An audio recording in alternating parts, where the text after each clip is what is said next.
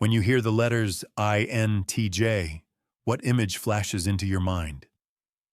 For a staggering number of people, it's a character straight out of central casting for a Hollywood blockbuster. A cold, calculating, and unnervingly brilliant villain, seated in a high-tech lair, pulling unseen strings from a dimly lit, shadowy room. The internet, in its infinite capacity for caricature, has practically turned this archetype into a brand. The mastermind, an emotionless chess grandmaster who isn't just a few moves ahead, but is playing an entirely different, more complex game on a board no one else can even see. They are consistently painted as geniuses, yes, but detached to the point of being robotic, strategic, but with a cutting arrogance, and honestly, far more machine than human. But this pervasive image, as compelling as it might be, is a gross distortion. It's a funhouse mirror reflection that magnifies a few select traits while completely warping and obscuring the profound depth, the startling complexity, and the surprising, well-hidden warmth of the real person behind the label. This monolithic stereotype has become so widespread that it has evolved into a significant source of daily frustration and deep-seated exhaustion for actual INTJ. They find themselves navigating a world that constantly misunderstands them, judging them not for who they are, but for what a simplified four-letter code has come to represent. It's profoundly exhausting to be perpetually shoved into a restrictive box, labeled an unfeeling machine or a social deviant, especially when your inner world is a vibrant, intense, and deeply feeling place. The reality of the INTJ personality is infinitely more nuanced, more intricate, and frankly, far more interesting than the one-dimensional comic book villain they're often made out to be. So today, we're taking a sledgehammer to that box. We are systematically busting the 5 biggest, most persistent myths about INTJ to get to the genuine truth behind one of the rarest and most misunderstood of all the personality types. We're moving beyond the tired cliches and internet memes to explore the core of what it truly means to be an INTJ.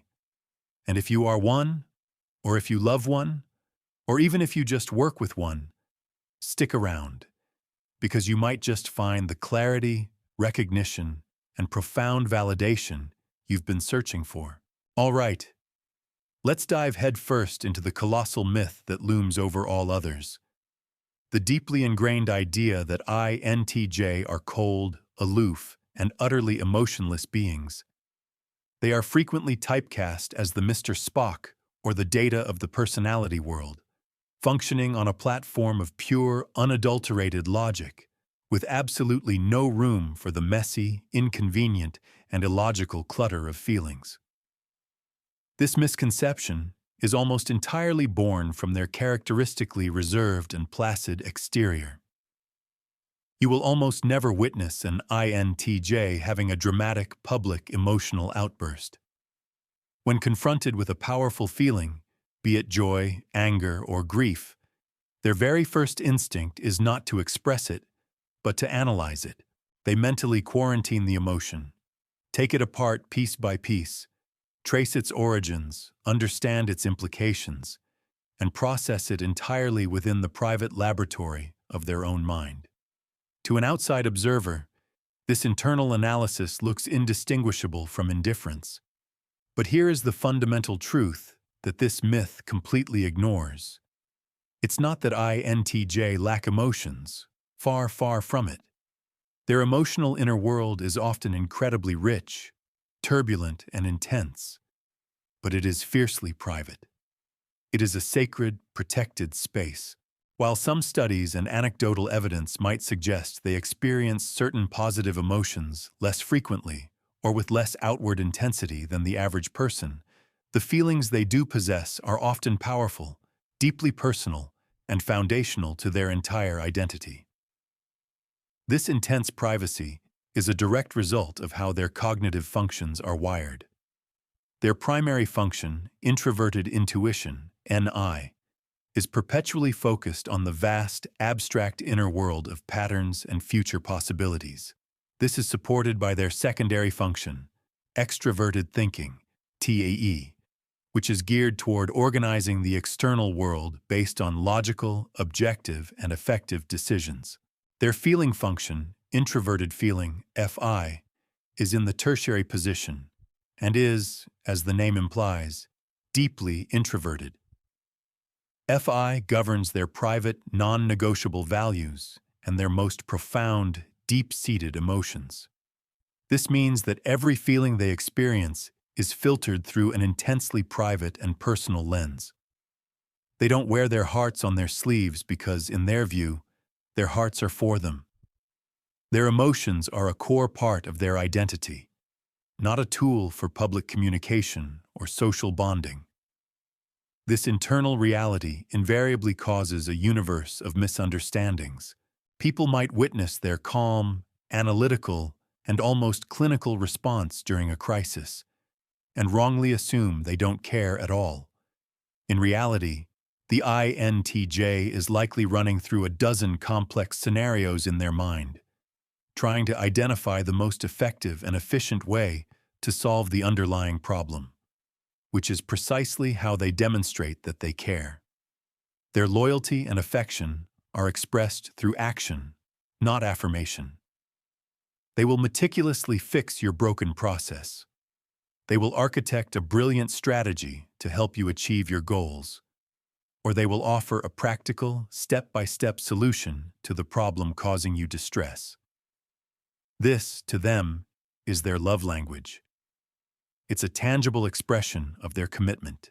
So, while an INTJ might not be the first person to offer a shoulder to cry on or soothing, empty platitudes, they will be the one to design and build you a stronger, more resilient ship to navigate you safely through the storm. They are not emotionless. Their emotions are a powerful, well-guarded, and deeply cherished force, reserved only for the very few who have passed their rigorous tests and earned their absolute trust. Now for the second major misconception, a stereotype that often causes the most friction in social and professional settings. The INTJ as the arrogant, insufferable know-it-all. We all recognize this archetype. That person in the meeting or at the dinner table who seems to possess an encyclopedic knowledge of everything, and more pointedly, is not the least bit afraid to correct you, often publicly, if they believe you are wrong. This stereotype stems from a combination of their incredibly direct, no-nonsense communication style and the unshakable confidence with which they present their conclusions. When an INTJ has dedicated time to thoroughly research and analyze a topic, they will state their findings with a degree of conviction that can easily be misinterpreted as intellectual snobbery or a display of superiority. They inherently value objective truth far more than they value subjective social niceties. As a result, they often cut directly to the chase, bypassing conversational fluff and directly challenging ideas they identify as illogical, inconsistent, or factually incorrect. This surgical precision with logic can leave others feeling diminished, steamrolled, or intellectually inadequate. However, it is crucial to understand that what appears on the surface as arrogance is almost always a manifestation of a deep-seated, burning passion for getting things right.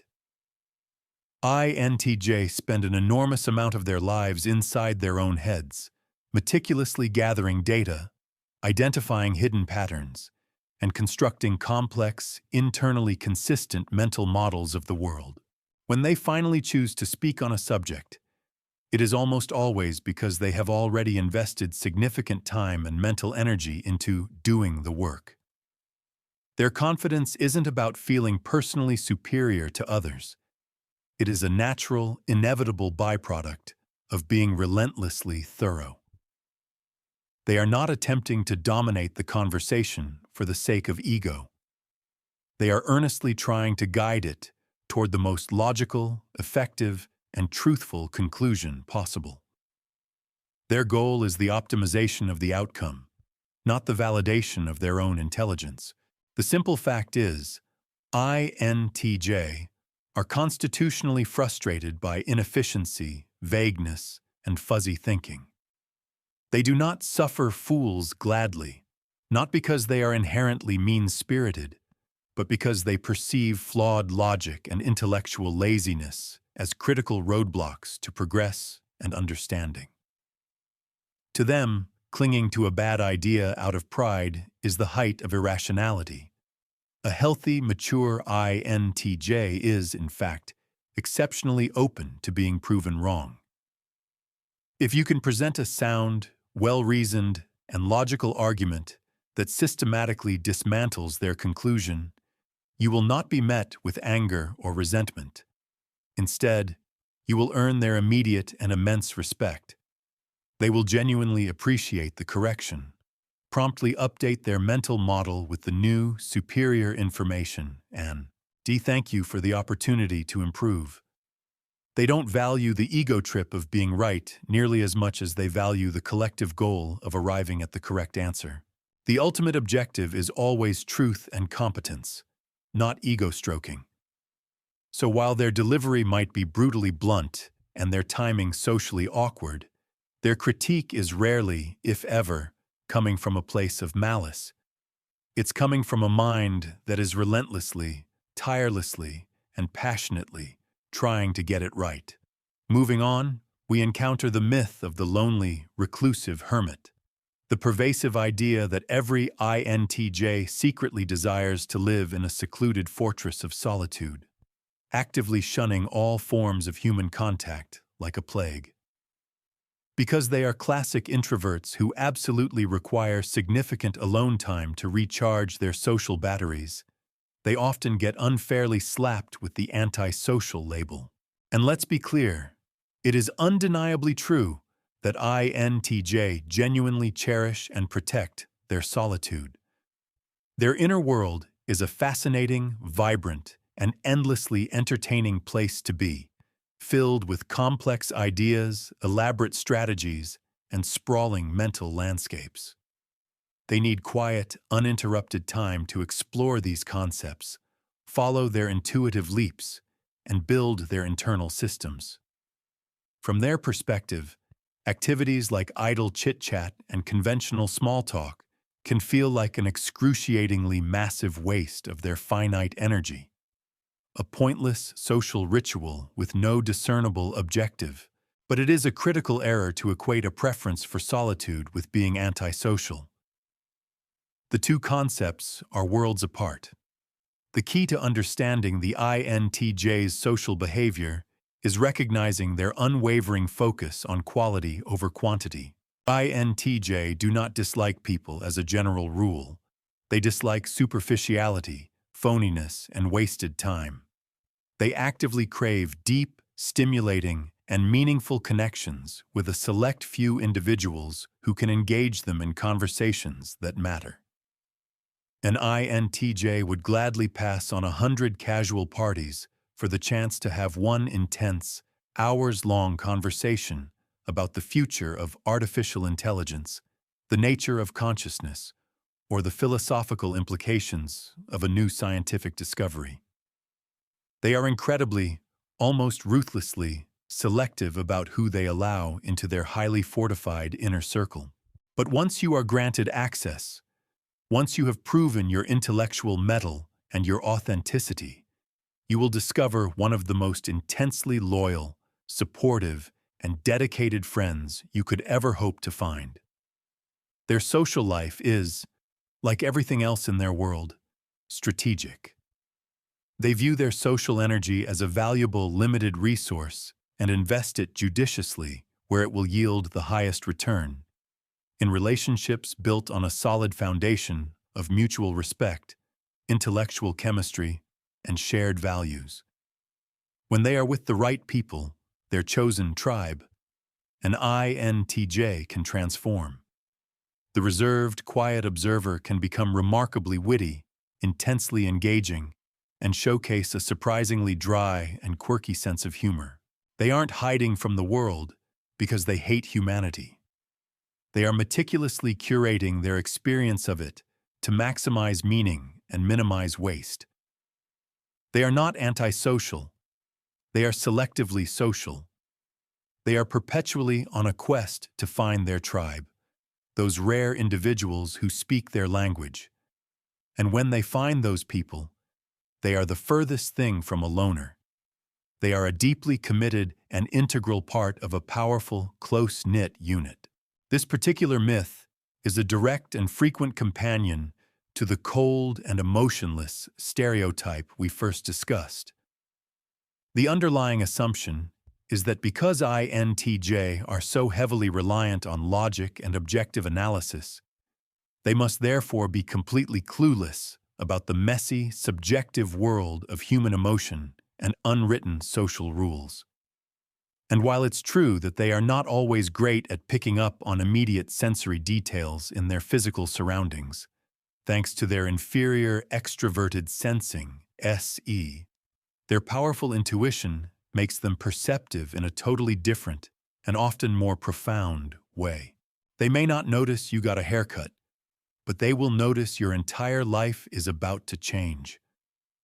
Contrary to the myth, healthy INTJ can be incredibly, almost unnervingly, skilled at seeing through people's facades and understanding their core motivations.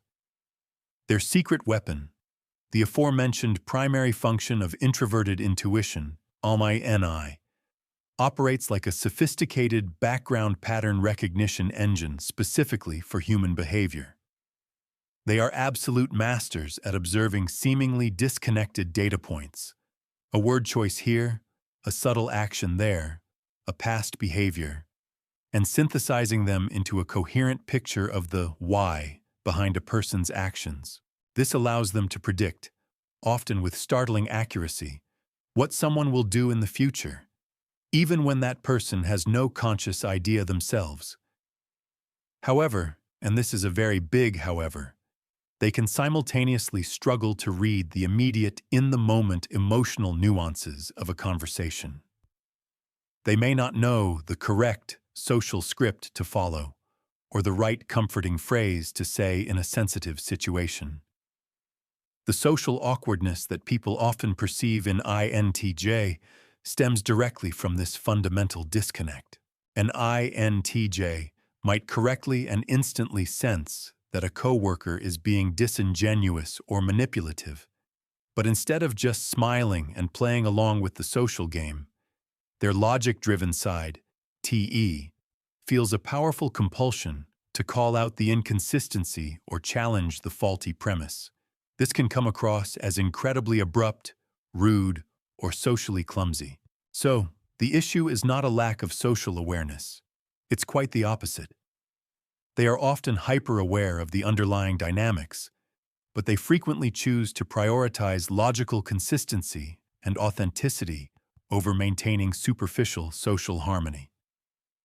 This trait makes them absolutely terrible at playing games like office politics, as they refuse to engage in flattery or schmoozing they deem to be insincere. But this very same trait makes them incredible, trustworthy friends to have in your corner when you desperately need someone to give you the unvarnished, objective truth, even when it's hard to hear. Finally, we arrive at the myth of the rigid, obsessive control freak, the person whose entire existence is meticulously planned out in a color-coded spreadsheet, with contingencies for their contingencies. This stereotype isn't pulled from thin air. It is rooted in the fact that INTJ are natural-born strategists who love having a clear, long-range vision and a well-thought-out plan to achieve it. They deeply value structure, predictability, and efficiency, and can become visibly frustrated and agitated by disorder and chaos, especially when it derails them from their intended path. When we think of characters like Beth Harmon in The Queen's Gambit, with that intense, forward-thinking focus, visualizing entire game's moves in advance, we're seeing a classic fictional representation of this INTJ trait. But here is what this caricature gets profoundly wrong. For an INTJ, It's not about micromanaging every single tiny detail. It's about having a smart, robust, and elegant strategy. An INTJ is an architect, not a foreman. They design the blueprint for the entire skyscraper, but they trust the competent plumbers and electricians to handle the specifics of their domains. They create a grand, long-term vision, but they can be surprisingly flexible and adaptable with the day-to-day tactics used to get there. While their natural preference will always be for structure over spontaneous improvisation, their dominant intuition allows them to constantly scan the horizon and see multiple potential paths to any given goal. If Plan A suddenly hits an insurmountable wall, they don't have an emotional melty down. They pivot. They coolly absorb the new information, analyze the new landscape, and quickly identify a better, more efficient, or more creative route to their destination.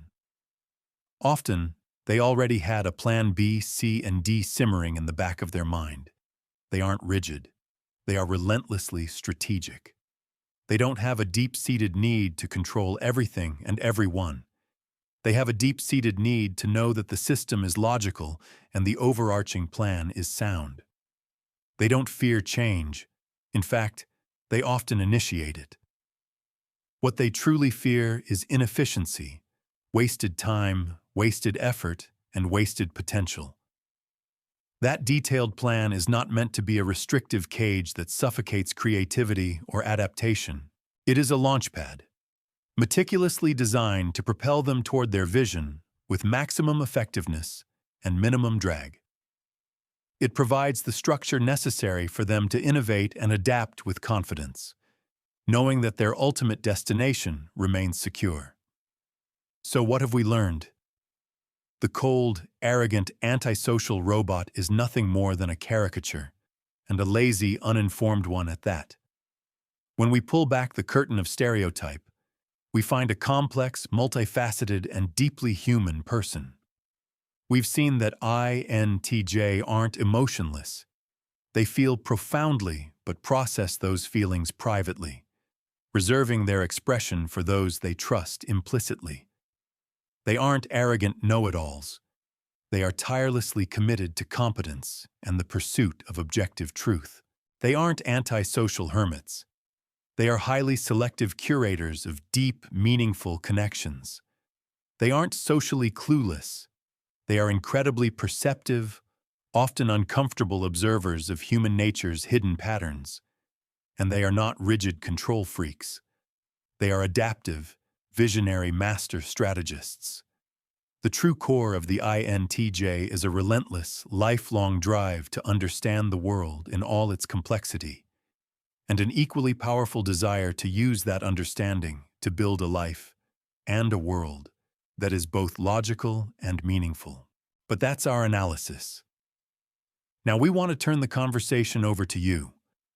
If you're an INTJ, which of these common myths drives you the most crazy? What is the one stereotype you are most tired of hearing?